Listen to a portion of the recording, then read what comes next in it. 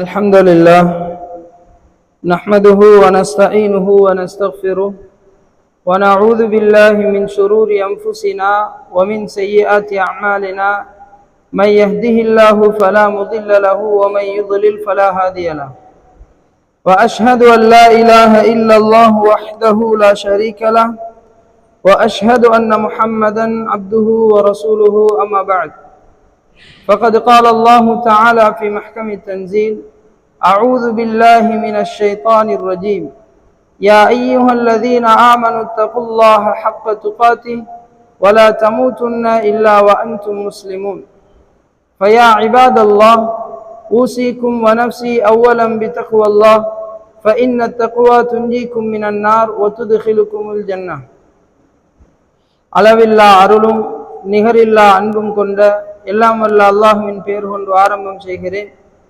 புகழ் அனைத்தும் அவன் ஒருவனுக்கே உரித்தாகட்டும். அல்ஹம்துலில்லாஹ். சாந்தியும் சமாதானமும் எங்கள் நபி ஸல்லல்லாஹு அலைஹி வஸல்லம் அவர்கள் மீதும் அவர்களை தொடர்ந்து வாழ்ந்த சஹாபாக்கள் மற்றும் இந்த உலகத்தில் உண்மையான இஸ்லாத்தை பின்பற்றும் அனைத்துள்ளங்கள் மீதும் உண்டாவதாக என்று வேண்டியவனாக. அன்பானவர்களே, அல்லாஹ்வின் நல்லடியார்களே, அல்லாஹ்வினால் தரப்பட்ட புனிதமிகு இஸ்லாமிய மார்க்கம் எமக்கு வாழ்வில் எவற்றையெல்லாம் எடுத்து நடக்கும்படி ஏவி இருக்கிறதோ அவை அனைத்தையும் எம்மால் இயன்றளவு எடுத்து நடப்பதோடு எவற்றை விட்டும் தவிர்ந்து வாழுமாறு எம்மை பணித்திருக்கிறதோ அந்த தீய விடயங்களை வாழ்வில் தவிர்ந்து கொள்ளுமாறும் முயற்சி செய்து முற்றுமுழுதாக அவற்றை புறக்கணித்து வாழுமாறும் முதலில் எனக்கும் அடுத்ததாக உங்களுக்கும் நல்லுபதேசம் செய்து கொள்கிறேன். அன்பானவர்களே, அல்லாஹ்வின் நல்லடியார்களே, அல்லாஹ்வினுடைய அருளினால் நாமெல்லாம் அவனுடைய மார்க்க விளக்கங்களை பெறுவதற்கான வசதியுடன் கூடிய சூழ்நிலையிலே இருக்கிறோம். நிச்சயமாக இது அல்லாஹ்வினுடைய அருள்.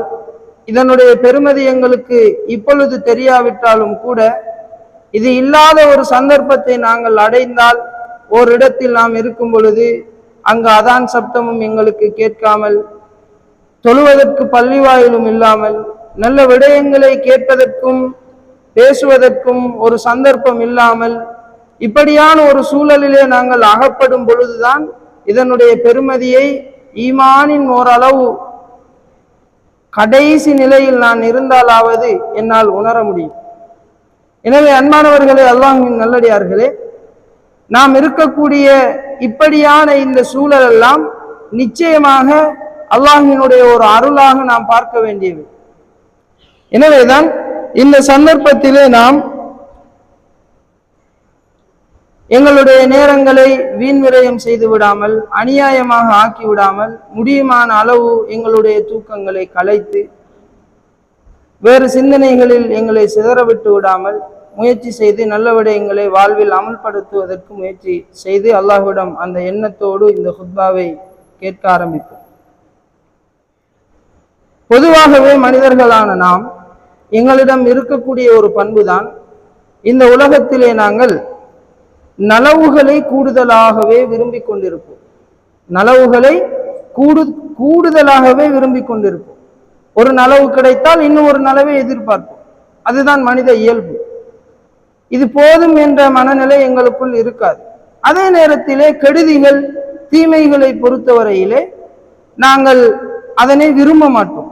எங்களுக்கு ஏதாவது ஒரு துன்பமோ கஷ்டமோ நஷ்டமோ ஏதாவது ஒரு மனக்கசப்பான நிகழ்வோ நடைபெறுவதை நாங்கள் விரும்புவது கிடையாது. அதனை வெறுத்து கொண்டே இருப்போம். இதுதான் இந்த உலகத்தினுடைய நியதி. நாங்களும் அப்படித்தான் வாழ்ந்து கொண்டிருக்கிறோம். அதன் காரணமாக நாம் நலவுகளை தேடி எங்களுடைய வாழ்க்கையை அமைத்து கொண்டே இருக்கிறோம். அதன் பொழுது நாம் எதனை இழந்தாலும் சரி, இந்த உலகத்தில் உள்ள நலவுகளை நான் அடைய வேண்டும், உலகத்தினுடைய லாபத்தை நான் அடைய வேண்டும், உலகத்தினுடைய இன்பத்தை நான் அடைய வேண்டும் என்ற போராட்டத்திலேயே எங்களுடைய காலம் கழிந்து கொண்டே இருக்கிறது. தூங்கி எழுந்தது முதல் தூங்கச் செல்லும் வரை இந்த யோசனை. சில பேர் தூக்கத்தையும் மறந்து தூக்கத்தையும் தியாகம் செய்து இதே யோசனை. இதனைத்தான் குர்ஆனிலே அல்லாஹ் தஆலா சொல்லும் பொழுது அல்ஹாக்குமுத் தகாசுர் ஹத்தா ஸுர்துமுல் மகாபிர், உங்களை இன்னும் வேண்டும் வேண்டும் என்கின்ற அந்த பேராசை இன்னும் வேண்டும் வேண்டும் என்கின்ற அந்த போட்டியுடன் கூடிய மனத்தன்மை உங்களை சிதறடித்துக் கொண்டே இருக்கிறது, உங்களை வேறு திசைக்கு கொண்டு சென்று கொண்டே இருக்கிறது. எதுவரையும் என்றால் ஹத்தா ஜுர்துமுல் மகாபிர், நீங்கள் மன்னரைகளை கபறுகளை சந்திக்கும் வரையில் இதுதான் நிலை, மனிதனுடைய பொதுவான இயல்பு. எனவே இந்த உலகத்தினுடைய நலவுகளையும் உலகத்தினுடைய இன்பத்தினையும் என்னையும் என்னுடைய குடும்பத்தையும் என்னை சார்ந்தவர்களையும் நல்ல முறையிலே வைத்துக் கொள்ள வேண்டும் என்கின்ற அந்த எண்ணம் ஒரு பொழுதுமே என்னுடைய மறுமையினுடைய இன்பத்தையும் என்னுடைய மறுமையினுடைய நலவுகளையும் என்னுடைய மறுமையினுடைய சுவன வாழ்வையும் கேள்விக்குறி ஆக்கிவிடக் கூடாது என்பது இஸ்லாம் எங்களுக்கு அதிக கவனம் செலுத்துகிறது, அதிகம் எங்களுக்கு அறிவுரை சொல்லித் தருகிறது. அல்லாஹ் தஆலா குர்ஆனிலே சொல்லும் பொழுது, யா அய்யுஹல்லதீன ஆமனு, ஈமான் கொண்டவர்களே, லா துல்ஹிக்கும் அம்வாலுக்கும் வலா அவுலாதுக்கும் அன் திக்ரில்லாஹ், உங்களுடைய பொருளாதாரம் சரி, உங்களுடைய குழந்தைகள் சரி, உங்களை அல்லாஹுவை நினைப்பதை விட்டும் திசை திருப்பி விட வேண்டாம், அல்லாஹுவை நினைவு கூறுவதை விட்டும் உங்களை வேறு திசைக்கு கொண்டு சென்று விட வேண்டாம் என்று அல்லாஹ் தஆலா எங்களை எச்சரிக்கிறார். முஃமின்கள் தவிர்த்து பிறரினுடைய நிலை, இந்த உலகத்திலே அவர்கள் எப்படி வாழ்ந்தாலும் மறுமையிலும் அவர்களுக்கு நஷ்டம்.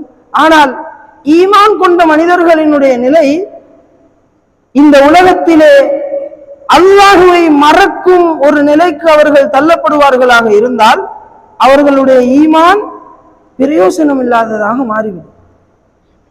மார்க்கம் கிடைத்தது, அல்லாஹுவை ஏற்றுக்கொண்டோம், எங்களுடைய இஸ்லாத்தை எங்களுடைய வாழ்வியல் முறையாக ஏற்றுக்கொண்ட நாம், இஸ்லாம் சொன்ன விடயங்களை எல்லாம் ஈமான் கொண்ட நாம், பிறகும் அல்லாஹுவை மறந்து நாம் எங்களுடைய பொருளாதாரத்திலும் எங்களுடைய குடும்ப விடயங்களிலும் எங்களை ஈடுபடுத்திக் கொண்டு அல்லாஹுவை மறந்த வாழ்க்கையிலே நாம் இருப்போமாக இருந்தால் நிச்சயமாக எங்களுடைய வாழ்வு அது அல்லாஹு தஆலா சொல்லுவதை போல வமை யஃஅல் ذلك فاولئك هم الخاسرون, யாரெல்லாம் அப்படி செய்கிறார்கள், அல்லாஹுவை மறந்துவிட்டு பொருளாதாரம், குழந்தைகள், சொத்து சுகத்துக்காக இந்த உலகத்தின் இலாபங்களுக்கும் இந்த உலகத்தின் இன்பங்களுக்குமான தன்னுடைய வாழ்க்கையை எடுத்துக்கொள்கிறார்களோ, அதற்காகவே அனுதினமும் பாடுபடுகிறார்களோ, இவ்வாறானவர்கள், இப்படி செய்கின்றவர்கள்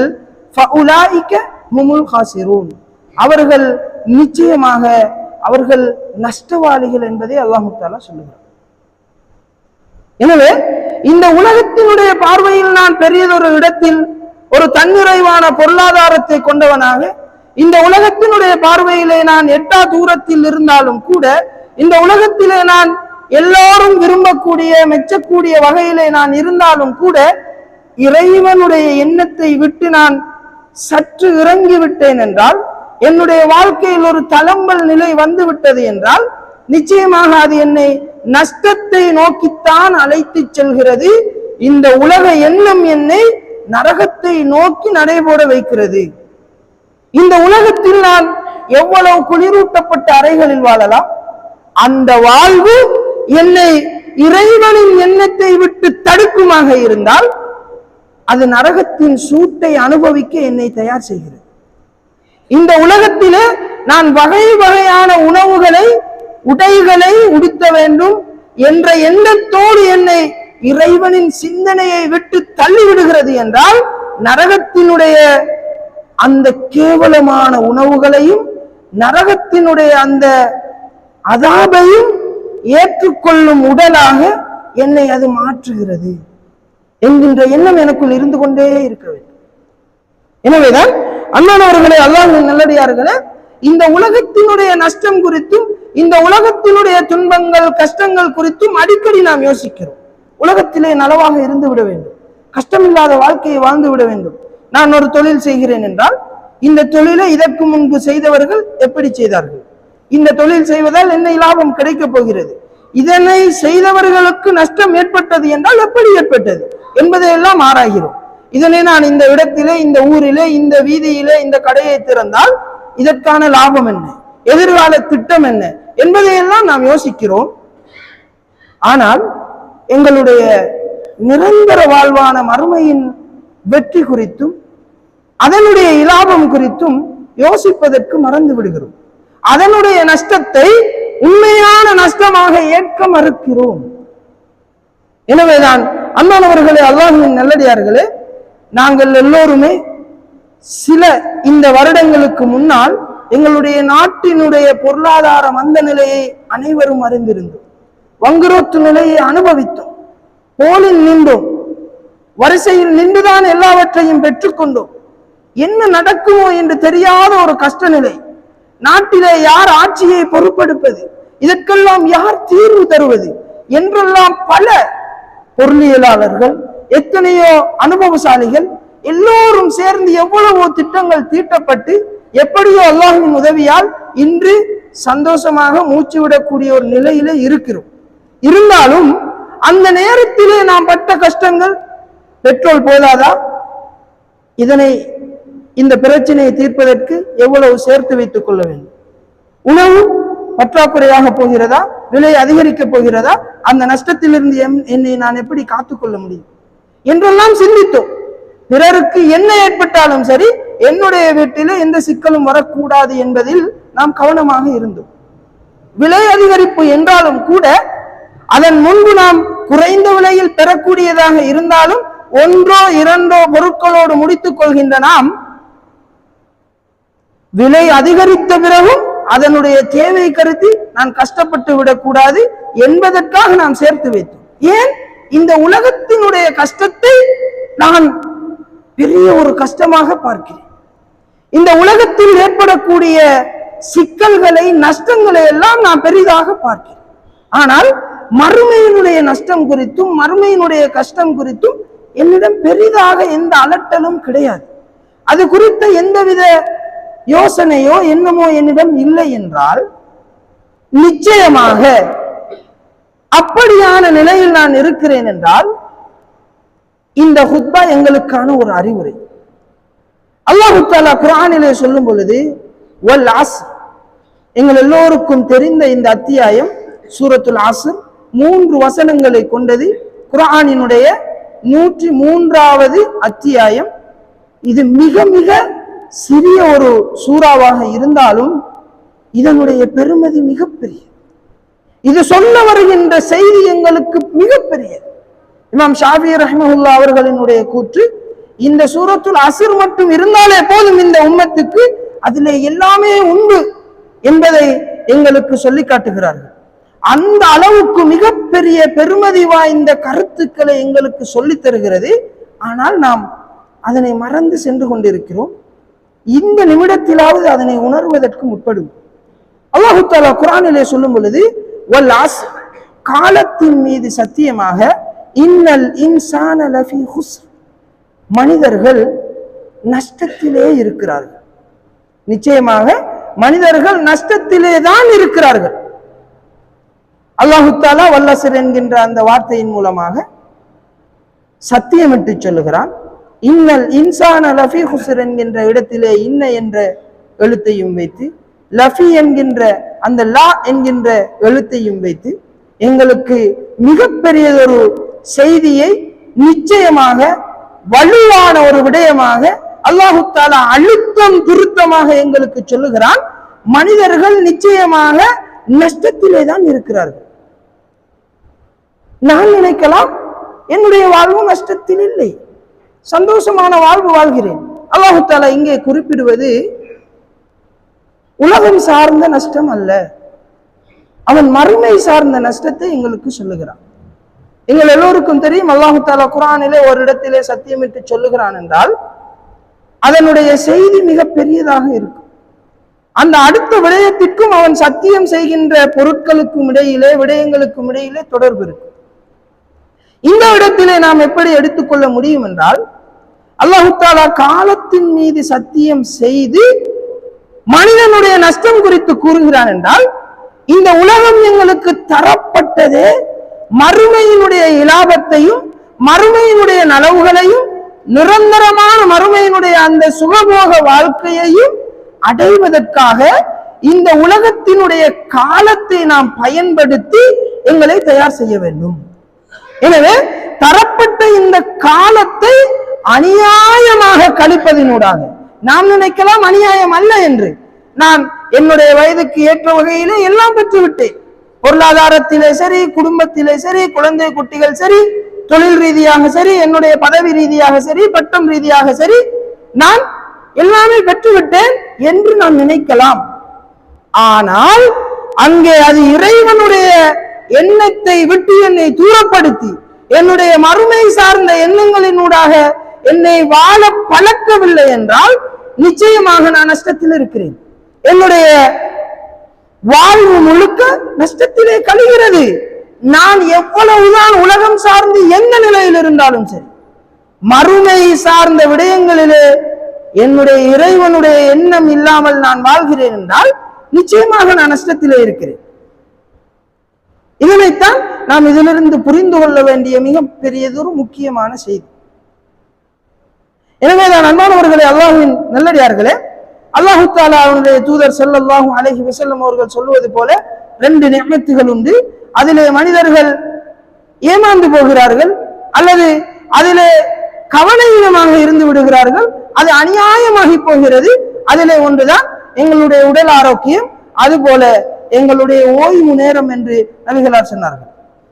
நிஅமத்தானி மக்பூனுன் ஃபீஹிமா கஸீரும் மினன் நாஸ். அதிகமான மனிதர்கள் அதிலே அந்த சந்தர்ப்பங்களை இழந்து ஏதோ ஒரு மாயையிலே சிக்கிக் கொள்கிறார்கள். கிடைக்கும் அந்த தேக ஆரோக்கியத்தையும் அவர்களுக்கு கிடைத்த ஓய்வு நேரங்களையும் நல்ல முறையிலே பயன்படுத்த தவறி விடுகிறார்கள். அவர்களுடைய வாழ்வும் முடிந்து அவர்களுடைய ஆரோக்கியமும் இழந்து மறுமையை நோக்கிய பயணத்தின் பொழுதுதான் தான் விட்ட தவறுகளை, தன்னால் அநியாயமாக கழிக்கப்பட்ட இந்த நிஅமத்தை குறித்து அவர்கள் நஷ்டப்படுவார்கள், உணர்வார்கள், கவலைப்படுவார்கள். எனவே அந்த நிலை வரும் முன்னே இந்த சூரா அல் அஸ்ர் எங்களுக்கு சொல்லுகின்ற இந்த செய்தியை நாம் எடுத்துக்கொண்டால் நிச்சயமாக நாங்கள் வெற்றி பெறலாம், நஷ்டத்திலிருந்து எங்களை காத்துக் கொள்ளலாம் என்பதைத்தான் இன்றைய ஹுத்பா எங்களுக்கு உணர்த்தி இருக்கிறது. இப்பொழுது அல்லாஹ் தஆலா இந்த 2 வசனங்களிலும் ஒரு செய்தியை சொல்லிவிட்டான். மனிதர்கள் எல்லோருமே நஷ்டத்தில் இருப்பதாக கூறிவிட்டான். நானும் மனிதன், நீங்களும் மனிதர்கள், அப்படி என்றால் நானும் நஷ்டத்திலே இருக்கிறேன் என்ற முடிவில் இருந்து அல்லாஹ் தஆலா சில மனிதர்களை இவர்கள் நஷ்டத்தில் இல்லை என்று விளக்களிக்கிறான். இவர்கள் நஷ்டத்தில் இல்லை என்று சொல்லுகிறான். இப்பொழுது உதாரணத்திற்கு வைத்துக் கொள்வோம். ஒரு 100 பேர் ஒரு எக்ஸாம் எழுதுகிறார்கள். ரிசல்ட்ஸ் எல்லோருடைய ரிசல்ட்ஸும் வரவில்லை. இப்பொழுது பெரும்பாலானவர்கள் ஃபெயில் என்று அறிவிக்கப்பட்டு விட்டது. இந்த நேரத்திலே என்னுடைய முடிவு குறித்து எனக்கு தெரியாது. உலகத்தினுடைய எக்ஸாமினுடைய நிலை குறித்து அறிந்த நான் இந்த உலகத்தினுடைய எக்ஸாமினால் எனக்கு கிடைக்க போகின்ற நலவுகளையும் அதிலே தோல்வி அடைவதால் நான் ஃபெயிலாகுவதால் வரப்போகின்ற நஷ்டத்தையும் அறிந்ததன் காரணமாக என்னால் அந்த நேரத்திலே நிம்மதியாக அமைதியாக இருக்க முடியாது. பெரும்பாலானவர்கள் ஃபெயிலாம் என்றால் என்னால் நிம்மதியாக இருக்க முடியாது. நான் பாஸ் என்று என்னால் அமைதி பெற முடியாது. ஏன்? அந்த நஷ்டம் குறித்து அறிந்தவன் நான். ஆனால் அல்லாஹ் குர்ஆனிலே சொல்லுகிறான், மனிதர்கள் நஷ்டத்தில் இருக்கிறார்கள். இன்று வரையிலே யாராவது சூரத்துல் அஸ்ரை படித்த பிறகு, இதனை பற்றி நாங்கள் தெரிந்த பிறகு, அல்லது இந்த நேரத்திலாவது நானும் நஷ்டத்தில் இருப்பேனோ என்கின்ற எண்ணம் எங்களுக்குள் வருகிறதா என்றால் பெரும்பாலும் கிடையாது. ஏனென்றால் எங்களுடைய வாழ்வு, எங்களுடைய வாழ்க்கை முறை மறுமையை விட்டும் எங்களை தூரப்படுத்திக் கொண்டே இருக்கு. எனவே நான் அந்த பெரும்பாலானவர்கள் இந்த எக்ஸாமிலே ஃபெயில் என்ற அந்த அறிவிப்பின் ஊடாக அவ்வளவு பயத்தோடு இருந்து அந்த பாஸான சொற்ப பேர் யார், அந்த கொஞ்சம் பேர் யார், அதில் என்னுடைய பேர் இருக்காதா என்று நான் தேடுவேன். அதனுடைய முடிவை நான் தேடுவேன். யாரெல்லாம் பாஸாம், யாருக்கெல்லாம் சந்தர்ப்பம் இருக்கிறது, அடுத்த கட்ட நகர்வுக்கான வாய்ப்பு யாருக்கெல்லாம் கிடைத்திருக்கிறது என்று நான் தேடுவேன். அதனை எப்படி அறிவது என்று நான் எல்லோரிடமும் விசாரிப்பேன். அல்லாஹு தஆலாவும் அப்படித்தான் எங்களுக்கு இந்த இடத்திலே எல்லோரும் நஷ்டம் என்று சொல்லிவிட்டு, இல்லை கொஞ்சம் பேர் இருக்கிறார்கள், இவர்கள் நஷ்டமடையவில்லை என்று அல்லாஹ் தஆலா சொல்லுகிறார். உண்மையான ஒரு புத்தியுள்ள, சுயமாக சீராக ஆரோக்கியமாக சிந்திக்க முடியுமான ஒரு மனிதன், ஒரு முஸ்லிம் உண்மையில் இந்த நேரத்திலே சொல்லப்படுகின்ற அடுத்த விடயங்களை இனிவரும் காலத்திலாவது விட்டு விட்டு வாழுவோமாக இருந்தால் நிச்சயமாக நாம் நஷ்டமடைய தகுதியானவர்கள், நரகத்துக்கு போக மிகவும் உசிதமானவர்கள். எனவே அல்லாஹ் எங்களை பாதுகாக்க வேண்டும். அல்லாஹ் தஆலா அடுத்த வசனத்திலே அந்த விடயங்களை சொல்லுகிறான்.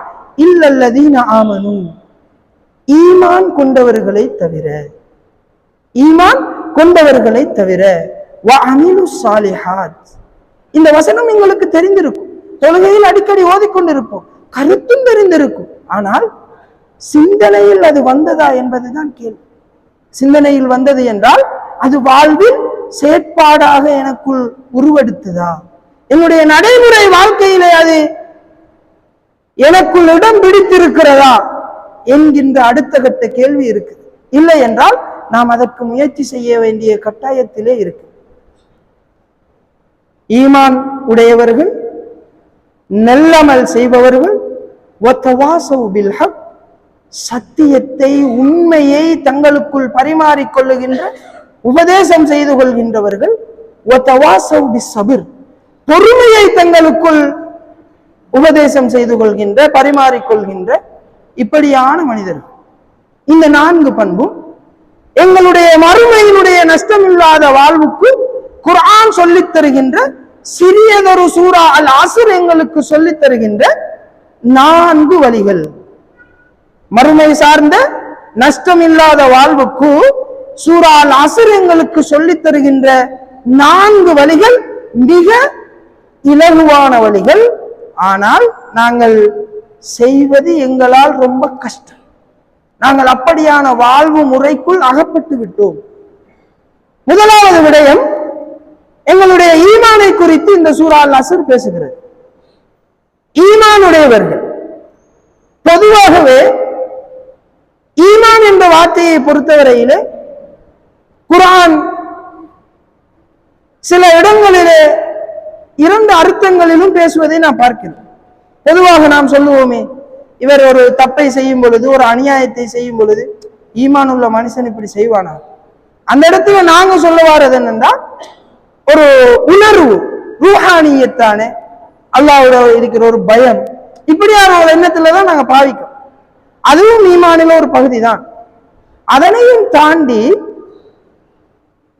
நாம் இன்று பாவிக்கின்ற வார்த்தை அகீதா என்று சொல்லுகிறோம். இது மிக முக்கியமான பகுதி. குர்ஆனோ ஹதீஸோ எங்களுக்கு அகீதா என்று சொல்லவில்லை, அதனை ஈமான் என்று சொல்லும்.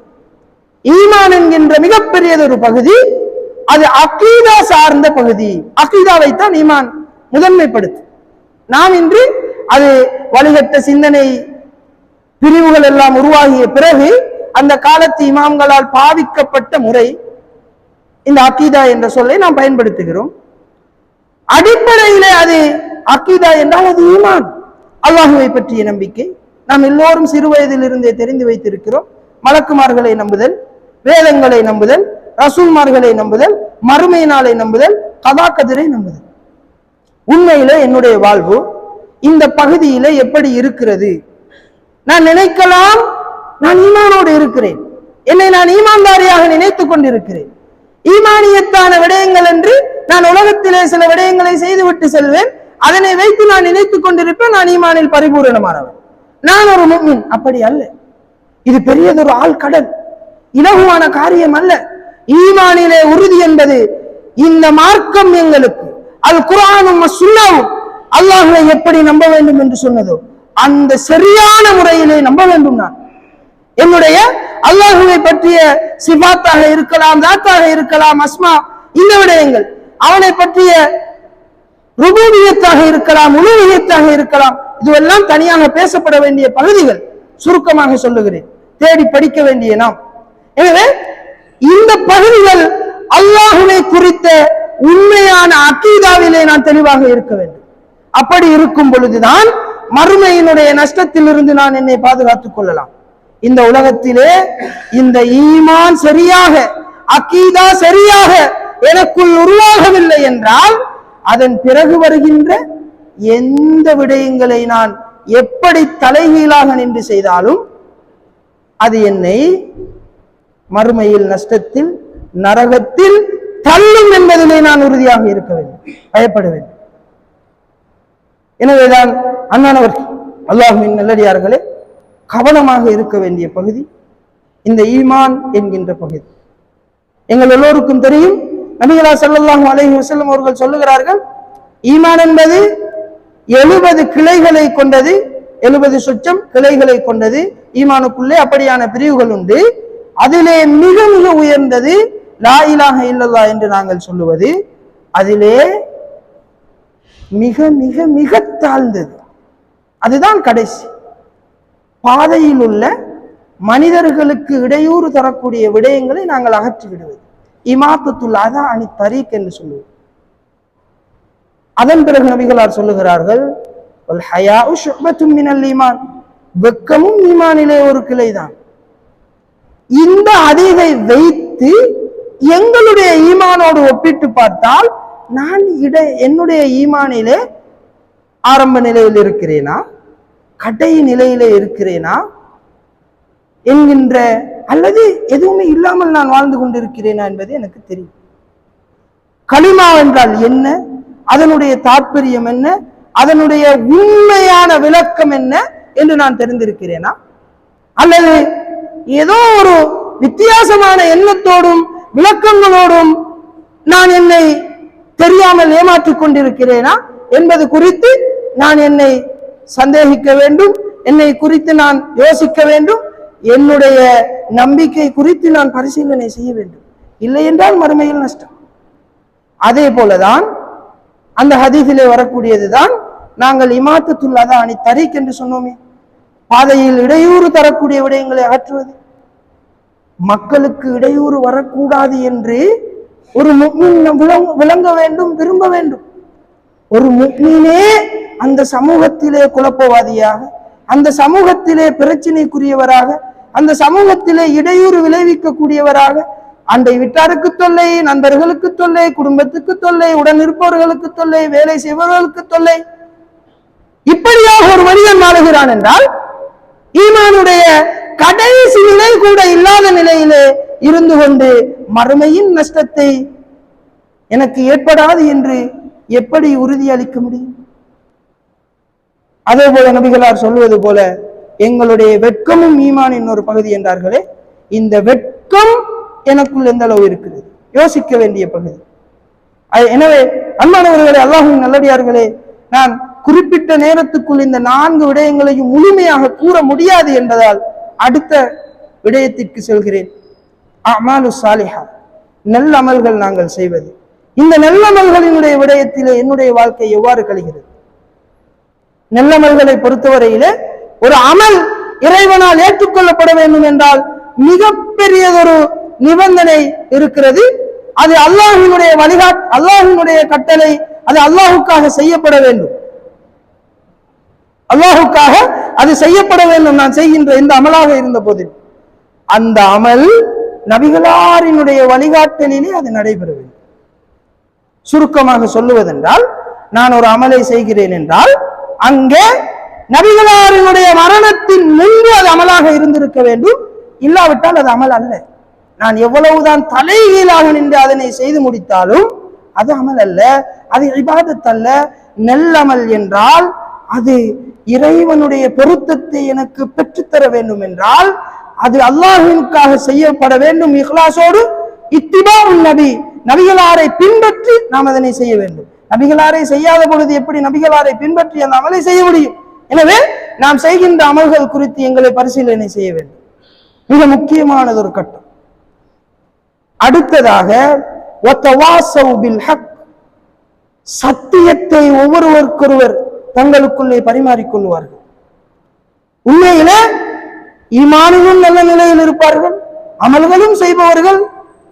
ஒரு உண்மையை எடுத்துச் சொல்வதற்கு, மார்க்கத்தினுடைய ஒரு விடயத்தை இதுதான் உண்மை என்று தெரிந்த பிறகும் மறைத்து விட்டால் அல்லாஹ் தஆலா குர்ஆனிலே அதற்கு மிகப்பெரிய எச்சரிக்கைகளை எங்களுக்கு விடுக்கிறார். சூரா பக்கராவை நாங்கள் எடுத்து பார்த்தால் அல்லாஹ் தஆலா ஆரம்பத்திலே எப்படி அந்த சூராவை ஆரம்பிக்கிறான்? அலிஃப் லாம் மீம். யாருக்கும் அதற்குரிய கருத்து தெரியாது. அலிஃப் லாம் மீம் என்றால் அலிஃப் லாம் மீம் தான். மறுமையில் தான் அதற்குரிய அர்த்தத்தை எங்களால் புரிய முடியும். யாருக்குமே தெரியாது. ஜாலிகல் கிதாபு லா ரைப ஃபீ. இது வேதம், இதிலே எந்த சந்தேகமும் கிடையாது என்று சொல்லிவிட்டு அந்த பக்கராவை எடுத்து நாங்கள் படிக்க தொடங்கினால் பெரும்பாலான பகுதி எமக்கு முன்னிருந்த சமூகம் சத்தியத்தை மறைத்து தங்களுக்கு வழங்கப்பட்ட வேதத்தை திரிவுபடுத்தி உண்மையை மறைத்து பொய்யை தங்களுடைய உலக லாபங்களுக்காக சமூகத்திலே பரப்பினார்கள். சமூகத்திலே இருந்த வழக்காறுகள் பொய்களை எல்லாம் தங்களுடைய சுயலாபங்களுக்காக அப்படியே வாழ வைத்தார்கள். இது பிழை, இது வழிகேடு, இது இஸ்லாம் விரும்பியது இல்லை என்று தெரிந்த பிறகும் நாம் இதனை என்ன செய்ய? இப்படி இருந்தால் தானே எனக்கு வாழ்வுண்டு, நான் தெரிந்திருக்கலாம், எனக்கு உண்மை புரிந்திருக்கலாம், நான் இதனை சொன்னால் குழப்பமே, என்னுடைய நிலை கேள்விக்குள்ளாகி விடுமே என்கின்ற எண்ணத்தோடு அல்லாஹு தஆலா குர்ஆனிலே சொல்லுவது போல யார் நேர்வழி தெளிவான பிறகும் அதனை மறைத்து உலகத்தினுடைய சிறிய தொகைக்காக பெருமதிக்காக இந்த உண்மையை விற்று விடுகிறார்களோ, விற்பனை செய்வதாக அல்லாஹு தஆலா சொல்லுகிறார். உண்மை இதுதான் என்று தெரிகிறது, அதனை சொல்வதால் சமூகத்தில் எனக்கான நலவு இல்லாமல் ஆகிவிடும். உலகத்தினுடைய முழு சொத்தையும் எனக்கு தந்தாலும் நேர்வழிக்கு முன்னால் தூசு. அந்த நேர்வழி தெளிவான பிறகும், சத்தியம் தெளிவான பிறகும், இதுதான் வாழ்வு, இதுதான் மார்க்கம், இதுதான் நபியினுடைய வழிகாட்டல் என்று தெரிந்த பிறகும் சமூகத்திலே அதனை சொல்வதற்கு நான் நலவு எனக்கு வராமல் போய்விடுமோ, கெடுதி ஏற்பட்டு விடுமோ என்று நான் பயப்படுகிறேன் என்றால், அதற்காக நான் இந்த சத்தியத்தை மறைத்து சமூகத்தோடு ஒன்றித்து வாழ்கிறேன் என்றால் எனக்கும் மரணம் உண்டு. எப்பொழுது மரணம் வரும் என்று எனக்கு தெரியாது. அதே நிலையில் நான் கபரறையை சந்தித்து விட்டால் என்னுடைய நிலை என்னாவது? அல்லாஹு தஆலா சொல்லுகிறான், அவர்களுக்கு தண்டனை உண்டு என்கிறான். இன்னும் ஒரு வசனத்திலே உலாயிக யல்அனுஹுமுல்லாஹு வ யல்அனுஹுமுல் லாயினூன், அல்லாஹ்வும் அவர்களை சபிக்கிறான், சபிப்பவர்கள் யாரெல்லாம் உண்டோ எல்லோரும் அவர்களை சபிக்கிறார்கள். நரகம் உண்டு, தண்டனையுடன் கூடிய வாழ்வுண்டு என்கிறான். எனவே மறுமையினுடைய நஷ்டத்தை நான் அஞ்சினால் நான் செய்ய வேண்டிய மூன்றாவது வழி உண்மை என்றால் உண்மை என்று சொல்லுவது. உண்மையை ஒரு பொழுதும் மறைத்து விடக் கூடாது. அது என்னுடைய எந்த பெரிய உலக நஷ்டத்திற்கு காரணமாகவும் அமையட்டும். அதே போல நான்காவது பகுதி வத்தவாசௌ பிஸ்ஸப்ர், பொறுமையை கொண்டு தங்களுக்குள் உபதேசம் செய்வார்கள். இந்த விடயங்கள் எல்லாம் செய்யும் பொழுது, ஈமானிலே நல்ல நிலையை அடையும் பொழுது, நல்ல அமல்கள் எல்லாம் நான் செய்யும் பொழுது, அதிலும் மார்க்கத்தின் அடிப்படையில் நான் செய்யும் பொழுது, அதே நேரத்திலே இந்த விடயங்களை எல்லாம், உண்மையை எல்லாம், ஹக்கு, இந்த மார்க்கத்தை, அல்லாஹ்வினுடைய வேதத்தை சமூகத்திற்குள் பரப்புகின்ற பொழுதெல்லாம் சமூகத்திலிருந்து பிரச்சனைகள் எழும். அதனால் நான் கஷ்டப்படுவேன். அதனையும் தாண்டி நான் தொழுகைக்காக வருவதென்பது கூட எனக்கு கஷ்டமாக இருக்கும். கஷ்டமான சூழ்நிலையில் தொழுகைக்கு வருவதை கூட அல்லாஹு தஆலா அதிலே பொறுமை காத்தால் எனக்கு இந்த நஷ்டத்தில் இருந்து என்னை விடுவிப்பார். அதனை விட பெரியது இந்த நலவுகளை எல்லாம், இந்த நன்மைகளை எல்லாம், இந்த உண்மைகளை எல்லாம் இந்த சமூகத்திலே நாங்கள் பிரச்சாரம் செய்யும் பொழுது, ஒருவருக்கு சொல்லிக் கொடுக்கும் பொழுது, சமூகத்தில் உள்ள தீமைகள் களையப்பட்டு, சமூகத்தில் உள்ள இஸ்லாமிற்கு வெறுப்பான விடயங்கள் களையப்பட்டு, இஸ்லாம் என்று நம்பி வாழுகின்ற மாயைகள், பொய்மைகள் எல்லாம் மறையப்பட்டு, இந்த சமூகத்திலே உண்மை தலைத்தோங்க வேண்டும், சத்தியம் நிலவ வேண்டும் என்று நாம் ஆசைப்படும் பொழுதெல்லாம் எங்களுக்கு பிரச்சனைகள் வரும், எதிர்ப்புகள் வரும், ஏச்சுக்கள் வரும், பழி வார்த்தைகள் வரும். அந்த நேரத்திலே அந்த மனிதர்கள் தங்களுக்குள் பொறுமையை உபதேசிப்பார், பொறுமையோடு இருப்பார்கள். சாத்வீகமான முறையிலே தங்களை அமைத்துக் கொள்வார்கள். அல்லாஹ் தஆலாவுடைய தூதர் ஸல்லல்லாஹு அலைஹி வஸல்லம் அவர்கள் சொன்னார்களே, முஃமினுடைய ஒரு விடயம் எனக்கு ஆச்சரியமாக இருக்கிறது. அஜபன் லி அம்ரில் முஃமின், முஃமினுடைய விடயம் ஆச்சரியத்திற்குரியது. அது எப்படி? அந்த முஃமினை தவிர வேறு யாருக்கும் அது நலவாக அமையாது. முஃமினுக்கு எல்லாமே நலவாக அமைந்துவிடும். முஃமினை தவிர யாருக்கும் இந்த நிலை கிடையாது. ஏன் அது? நபிகளார் சொல்லுகிறார்கள், அவருக்கு ஏதாவது சந்தோஷமான நிலை வரும் பொழுது அவர் அல்லாஹுக்கு நன்றி செலுத்துகிறார். கஷ்டமான நிலை வரும் பொழுது அவர் பொறுமை காக்கிறார். இதனால் அவருக்கு எல்லாமே நலவு. இன்னும் ஒரு தடவை கப்பாப் பின் அரஸ் ரலியல்லாஹு அன்ஹு அவர்கள் அறிவிக்கக்கூடிய ஹதீஸ், நபி ஸல்லல்லாஹு அலைஹி வஸல்லம் அவர்கள் கஅபாவினுடைய நிழலிலே தூங்கிக் கொண்டிருக்கிறார்கள். மக்காவினுடைய ஆரம்ப கட்டம் பிரச்சாரத்தின் பொழுது எங்களுக்கு தெரியும், மக்காவினுடைய காலப்பகுதி அந்த குறைஷி காவிர்களால் முஸ்லிம்கள் பட்ட துன்பங்கள் கஷ்டங்கள் எல்லாம் தாங்க முடியாத நிலை. நபிகளாரிடம் வந்து எங்களுக்காக எப்பொழுது உதவி தேடி அல்லாஹ்விடம் பிரார்த்திக்க போகிறீர்கள், எப்பொழுது எங்களுக்காக உதவியை எடுத்து தரப்போகிறீர்கள் என்று நபிகளாரிடம் வந்து கேட்ட பொழுது நபிகளார் சொல்லுகிறார்கள், உங்களுக்கு முன்னிருந்தவர்கள் பட்ட கஷ்டங்களை பற்றி நபிகளார் சொல்லுகிறார்கள். அங்கே அல்லாஹ்வை ஏற்றுக்கொண்ட, மார்க்கத்தை ஏற்றுக்கொண்ட ஒரு மனிதர் பூமியிலே குழி தோண்டப்பட்டு புதைக்கப்பட்டு அவர் வெட்டப்படுவார், 2 துண்டுகளாக பிரிக்கப்படுவார், இரும்பு சீப்புகளால் வாரப்படுவார். இப்படி கஷ்டப்பட்டுதான் இந்த மார்க்கம் வளர்ந்து வந்தது. நீங்கள் அவசரப்படுகிறீர்கள், ஒரு காலம் வரும், அந்த நேரம் எல்லாமே சமாதானமாக, சாந்தியாக, அமைதியாக மாறும் என்கின்ற கருத்தை அந்த ஹதீஸிலே நபிகளார் சொல்லுகிறார்கள். அதற்கு உதாரணம் ஒன்றும் சொல்லுகிறார்கள். எனவே இப்படியான இந்த ஹதீஸுகளை வைத்து பார்க்கும் பொழுது சஹாபாக்கள் பட்ட அந்த கஷ்டத்தின் பொழுதே நபிகளார் நீங்கள் அவசரப்படுகிறீர்கள் என்று சொல்லுகிறார்கள் என்றால் நாம் என்ன கஷ்டப்பட்டு விட்டோம் இந்த மார்க்கத்திற்காக?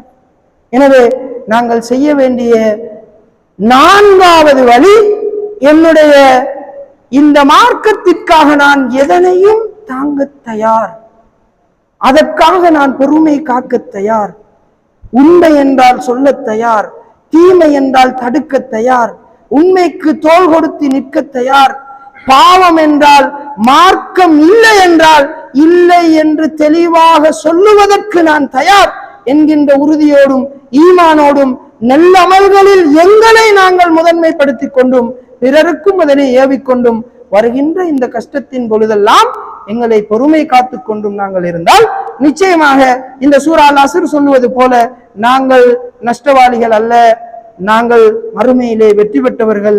எனவே இந்த சூரா அல் அஸ்ர் எங்களுக்கு சொல்லித்தரக்கூடிய மறுமையினுடைய நஷ்ட வாழ்விலிருந்து விடுபடுவதற்கான 4 வழிகளையும் எங்களுக்குள் எடுத்துக்கொள்வோம். அல்லாஹ் தஆலா நஷ்டமில்லாத மனிதர்களாக எங்களையும் எங்களுடைய பெற்றோர்களையும் எங்களுக்கு கற்றுத்தந்த ஆசான்களையும் உலக முஸ்லிம்கள் அனைவரையும் ஆக்கியருள் புரிவானாக. அகூலு கௌலி ஹாதா அஸ்தக்ஃபிருல்லாஹ் லி வலக்கும் வ லி ஜமீஇல் முஸ்லிமீன வல் முஃமினீன அஜ்மஈன் ஃபஸ்தக்ஃபிரூஹு இன்னஹு ஹுவல் கஃபூர்.